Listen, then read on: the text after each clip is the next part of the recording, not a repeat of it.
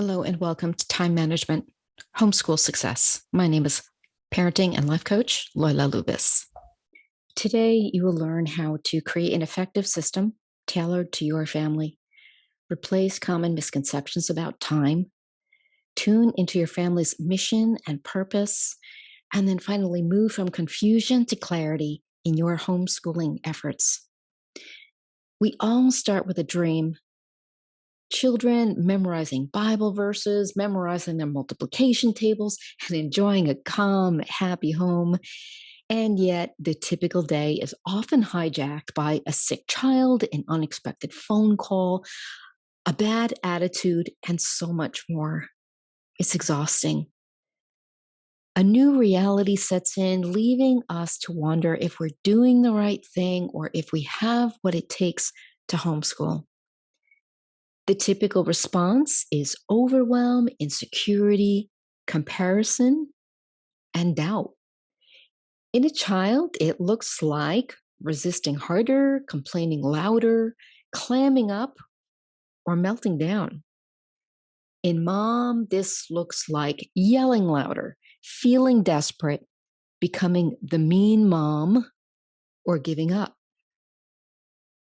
My name is Loyla Louvis. I'm a parenting and life coach for mothers in training, columnist for Montclair Local. I'm a homeschool educator. I'm an advocate in 21 states for 21 years, and I'm a mentor mom for MOPS International. But most importantly, I'm married for 26 years. I have 4 grown kids, and I've been walking with the Lord for 31 years. My public school experience was peer pressure, comparison, the pecking order, social anxiety, and bullying for my entire school experience. I didn't want that for my own kids. I wanted something better for my kids, but felt so inadequate. But the good news is what I learned and what I want to share with you is that you can thrive as a homeschooling family, even if you are unsure, lack confidence, or don't know where to start. But homeschooling requires time. It's your greatest and most limited resource. So time is either your friend or your foe. What I want to share with you is that time is not your taskmaster. It is a witness to your journey. It is documenting your becoming, not just your becoming as a parent, but your child's becoming as a human being. You are a human being versus a human doing. You are becoming. You are coming into something.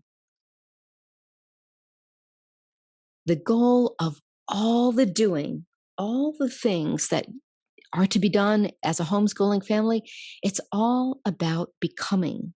It's about going from one state of being or existence to the next state of being and existence. What does your family want to become? This is a crucial question to ask because, as I said, time documents a journey. Homeschooling offers the opportunity to freely decide who you will become. The equation is doing plus time equals who you become. It's the everyday doing that creates a becoming. What you repeatedly do will shape who you become, with time documenting your journey there. There's a homeschool framework. You know your current state of being, where you are right now, and you know your end goal of becoming. Who do you want to become? What do you want that to look like?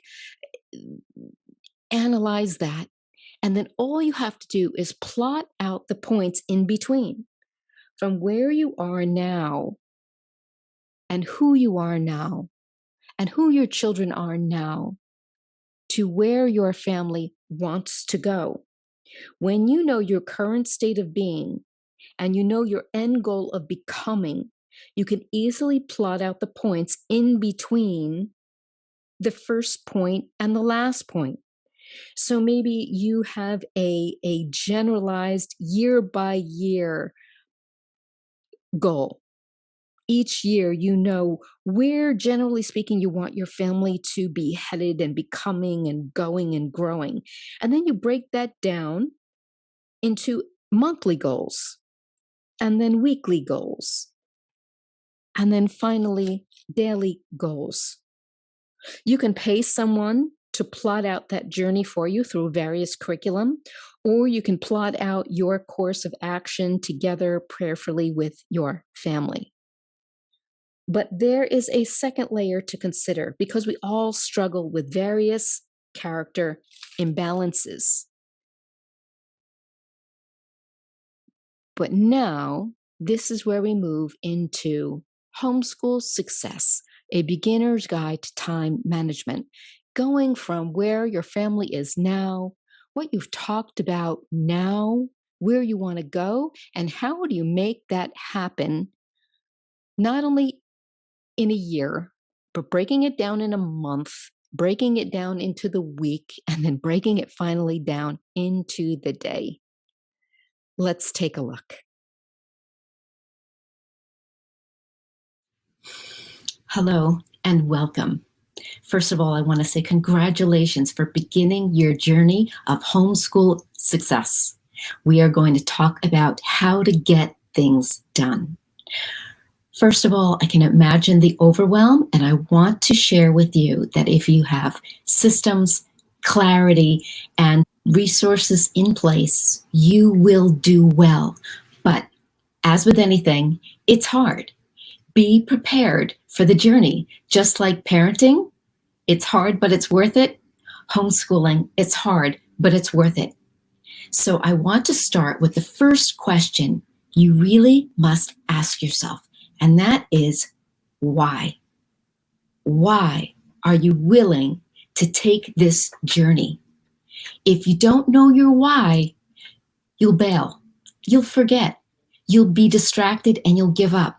Just like with marriage, just like with parenting, you have to know your why, because that's really going to help you. So what is your why? Take some time to write that down for yourself somewhere. Why are you doing this? Were you thrown into the situation? Maybe you're going to do it for 1 year and you just want to keep everybody treading. Maybe this is a journey you've been thinking about taking for a long time. And you have your values that you want to really communicate to your children, and you know you need the time in order to do that. Maybe you're avoiding some sort of challenge within the school system. Whatever it is, make sure it's really clear within your mind. The next question we have to answer is, what's the purpose? What is your purpose? Is it to solve a big problem, a small problem? What do you want to communicate in this time of homeschooling? Do you want to strictly focus on academics? Do you want to focus on family values and relationship? Do you want to focus on experiences? Everybody has a different purpose, but know your why and know your purpose. Once you have that crystal clear in your mind, then it's time for systems. You have to have your systems in place. Why? Because it's very easy to derail. It's very easy. It happens. We all derail. Things happen in the course of a day that are unexpected. You get a phone call, somebody's sick, somebody needs something, a spouse's car broke down, there's a stomach virus running through the household. You're going to derail. But if you don't know what to come back to, it's like you'll continue to derail. So have your systems in place. Know what they are.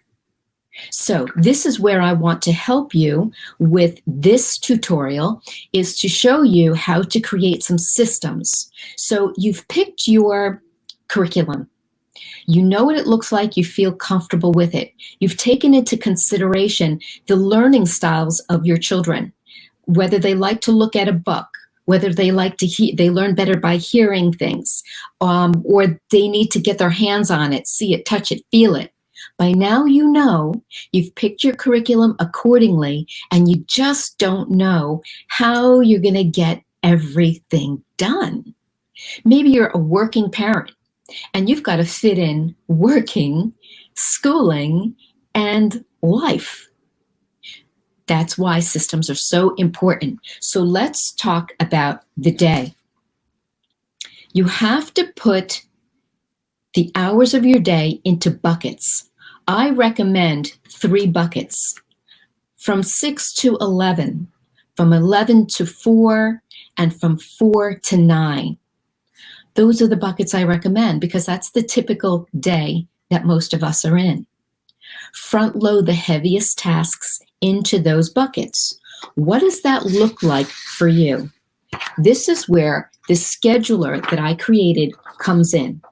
I created a family schedule that day by day for all the days of the week and hour by hour for all the days, for all the hours of the day. That's your grid. Now you begin to fill up your grid by the heaviest tasks in the first bucket of the day. That's your 6 to 11. Lighter tasks in the second bucket of the day. That's 11 to 4. And then your easiest bucket of the day, the easiest tasks in the last bucket. That's 4 to 9. So what goes in those buckets, or the academics that require the most thought, the most thinking power for the kids? So typically that's math or science. Front load those, put them right into the first bucket of the day. Don't throw in, you will sabotage your morning if you throw in all the fun stuff in the morning. Let the morning be where everybody does their morning chores. They get up, they brush their teeth, brush their hair, get dressed, make their bed, and come down and work together to get breakfast on the table. After that, the first academic subject begins. That's where this schedule comes in handy. Now, this is an overview of all 7 days. The next page of the family scheduler is my daily schedule. Now, each one of the children should have a page like this. Their name will go in it, and they will determine, together with your help, what subjects there's room on the schedule to put in. What subjects are their most challenging subjects? That's the first one that's going to go on their individual schedules. Now, for each if you have one child, this is simple. But if you have more than one child, well, they're going to need some help with their most challenging subject. And you can't help everybody in the same time slot, obviously. So if you have older ones, the older one can help the younger one while you work with another child. That's the way you tag team. So you stagger everybody's schedule. This applies only if you have multiple children. So you want everybody's most difficult subjects in the first hours of the day or the first bucket, right? So we're talking about buckets. Have 3 buckets. First 5 hours, morning bucket. Second 5 hours, afternoon bucket. Third 5 hours, evening bucket. Front load the most challenging tasks in your first bucket. But if you have multiple children, you can't put all the most challenging topics in the same bucket. So you have to stagger them out, which means for older children, teenagers especially, they do well. Their best thinking is in the evening. So they can put their most challenging topics in the evening. But the younger ones need all their most challenging subjects in the morning hours or the morning buckets. An older child, a teenager, can help their younger ones while you do something else. So I hope that makes sense to you. So this is each child's individual schedule. They will put their most challenging subjects in the first 2 slots on the schedule, and their lighter topics, their lighter academic subjects, in the afternoon part of the day, in the second bucket.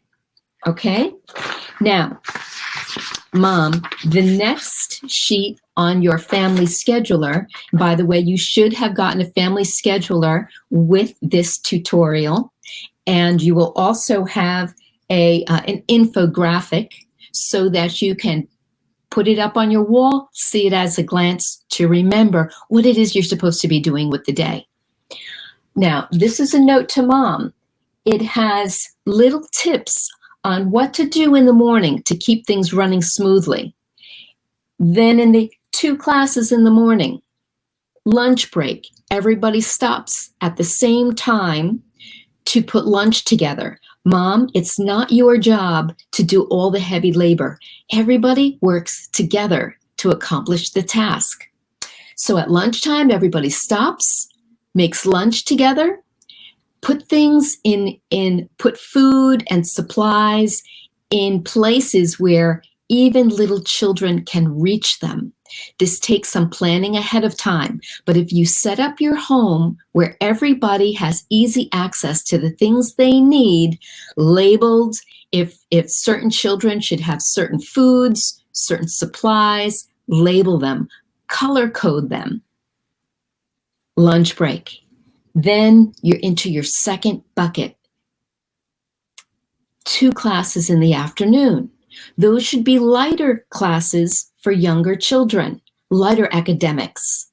This is where now the older children, the teens, they can begin to get into their heavier classes because they're starting to kind of wake up. Their juices are now flowing in the day, in their brains, so they can tackle those heavier subjects in the afternoon, whereas the younger children are now tackling lighter subjects in the afternoon. Everybody breaks at the same time to get some physical activity, right? So around 3 o'clock, 4 o'clock, everybody needs time to stretch, get outside, do some physical activities, and it gives you a chance, Mom, if you can, to do something else, to take a breath, to do some overall prep work of whatever things you need to do.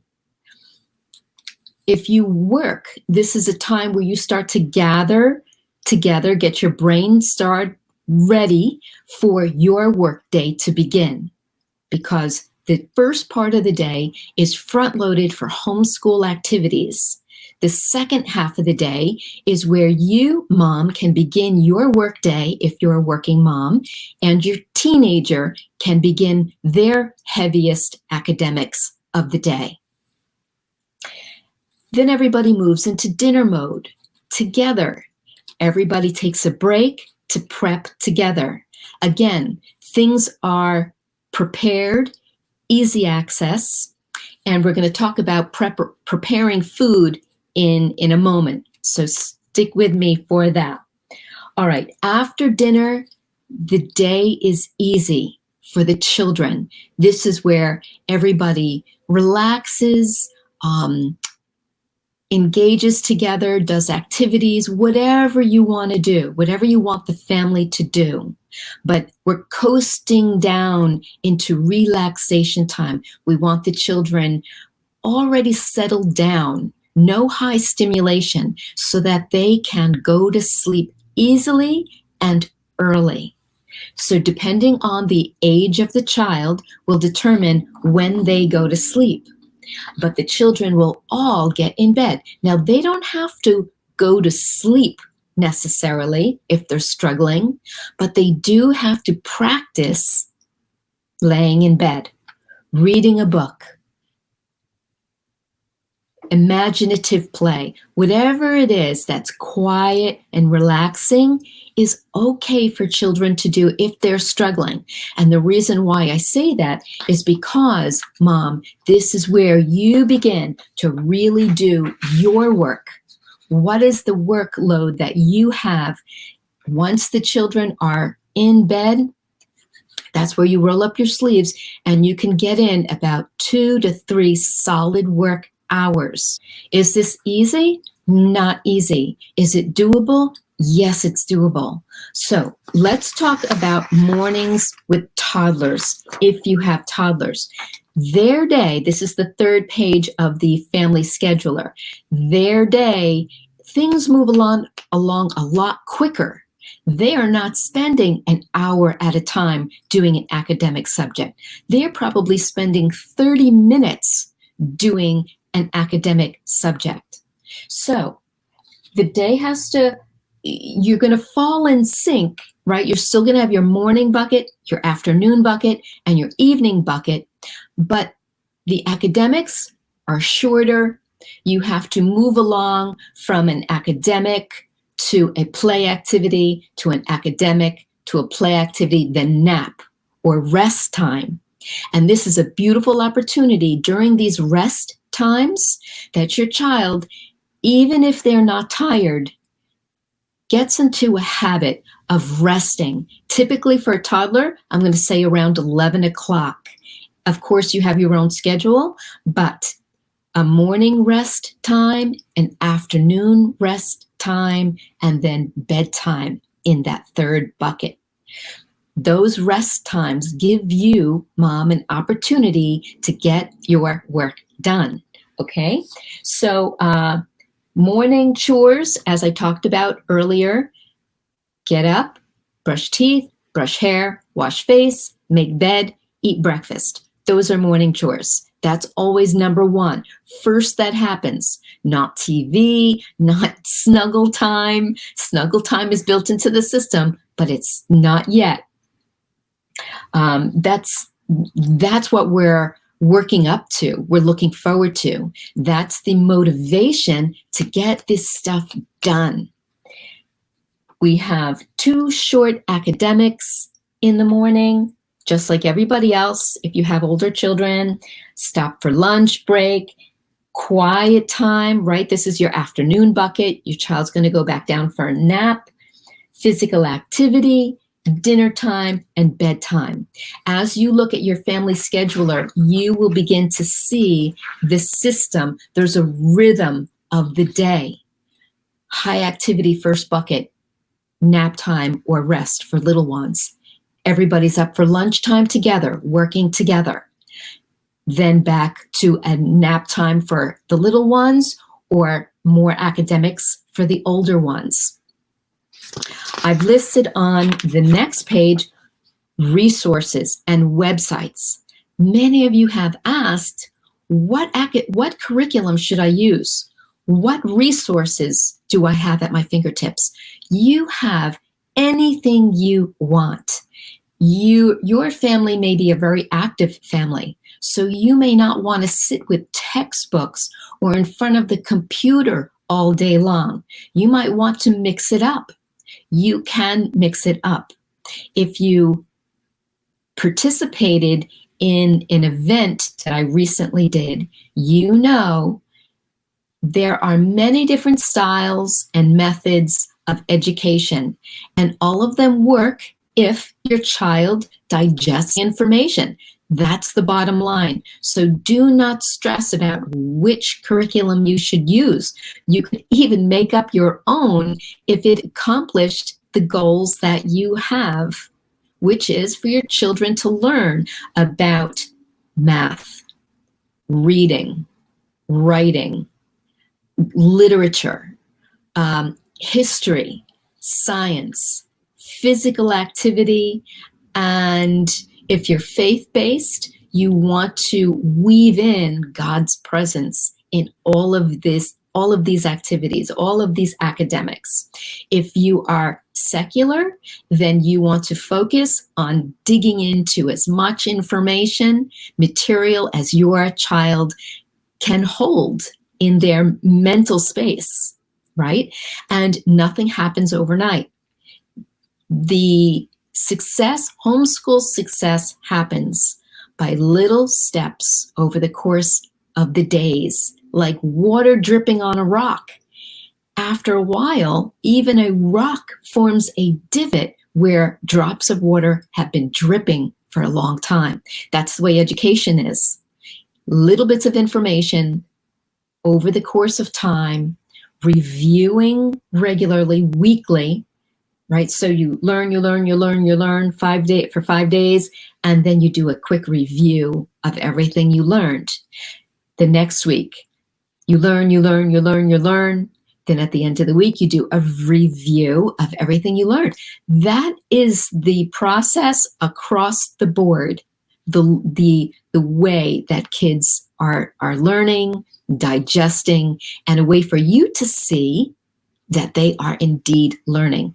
That can be through testing, through conversations.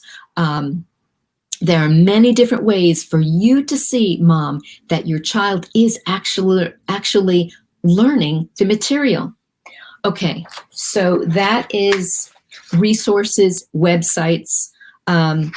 There are several different activities you can do, indoor and outdoor, when you take your breaks with the family, right? When they need to get outside and just be busy doing something.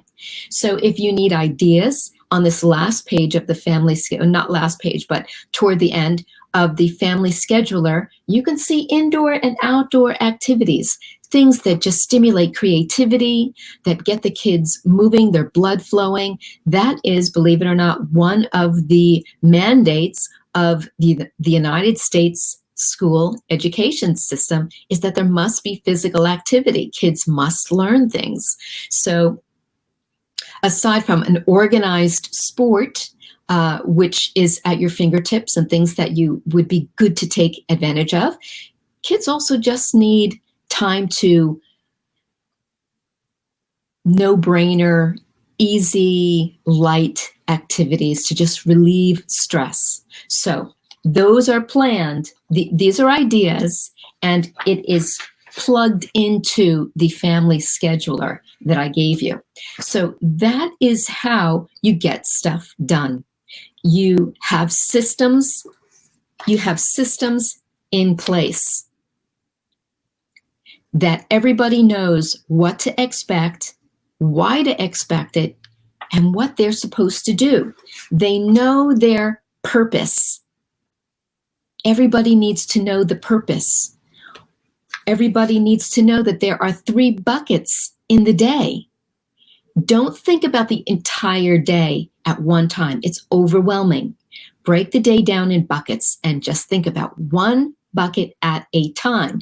And no, everybody should know what goes into that bucket. And that's why we have individual schedules for each child so that everybody knows what goes into their buckets. And when life throws a curveball and you get off track, it happens. You just get back on track again. At least you know what the track looks like. That's the most important thing.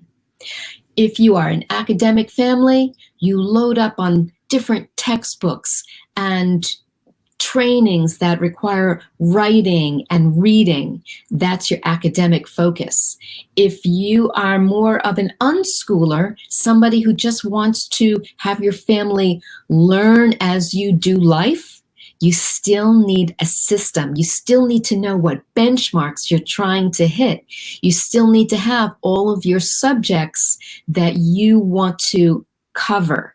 So, meaning you want to make sure that if you're an unschooler, meaning you're not using textbooks, you just want to learn by doing life together, You are making sure you talk about money as you buy things.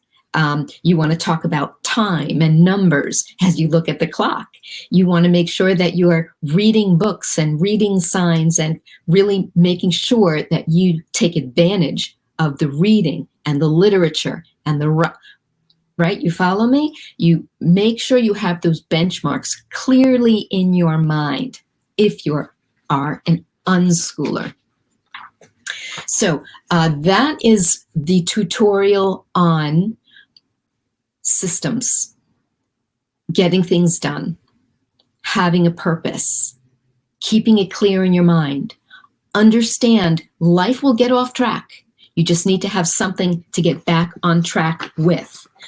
Here is your infographic that will help you at a glance remember what concepts you want to keep in your mind and why. Tips. My website is mothersintraining.org. You can always visit there to schedule a session if you're having a challenge with one of the kids or you're feeling overwhelmed and you just need more clarity. I want to take a moment to share with you how you can take these concepts a little bit further through routines and time management for kids.